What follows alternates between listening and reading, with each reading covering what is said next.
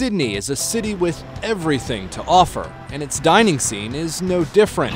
Visitors can get their first taste of Australian cuisine aboard Qantas flights. First and business travelers experience a menu designed by one of Australia's most famous chefs, Neil Perry. One of the dishes I really love that kind of makes it back on the menu every 2 or 3 years, particularly in first, is a lovely piece of fish that we poach in coconut milk and garam masala.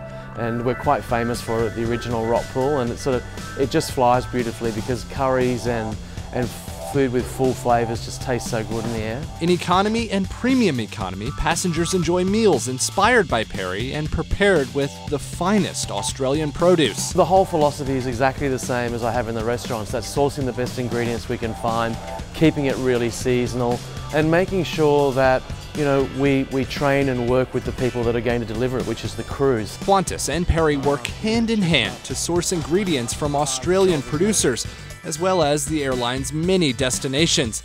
Every meal is authentic and delicious, and complemented by Australian wines and snacks like Tim Tam biscuits. It's really about not only what the customers are experiencing, but how we're able to help build these Australian businesses. And for a great meal in Sydney, you can't go wrong with one of Perry's restaurants. The flagship Rockpool 1989, Rockpool Bar and Grill serving modern Australian fare, and a modern Chinese restaurant called Spice Temple.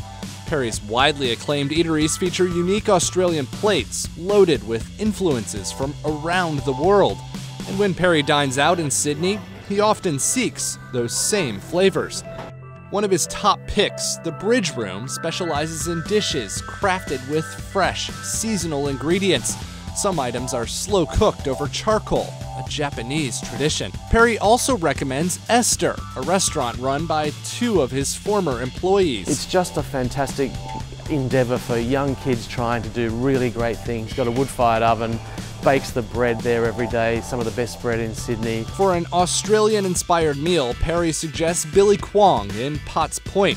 It's a Chinese eating house that embraces locally grown and organic produce with a focus on Australian bush foods. And for seafood lovers, Perry says Golden Century in Sydney's Chinatown is the spot for you. Golden Century is really awesome for live seafood, so you go and have mud crab and abalone and lobster and go with a big table of people and just share everything, and you get to really see a lot of wonderful fresh Australian seafood. If you're after a simple night out in Sydney, take a cue from Perry's family. I really love to go to Chinatown. I spend a lot of time in Chinatown and Koreatown, down around World Square, so I eat a lot of Korean and Chinese food with my family when we're just doing simple things. His top picks in Chinatown include danji, a Korean barbecue that's a cut above the rest. A love for Asian cuisine is something that Perry shares with many Australians, and something you're likely to indulge too on a tour of Sydney. I think the way that we treat and integrate Asian food into our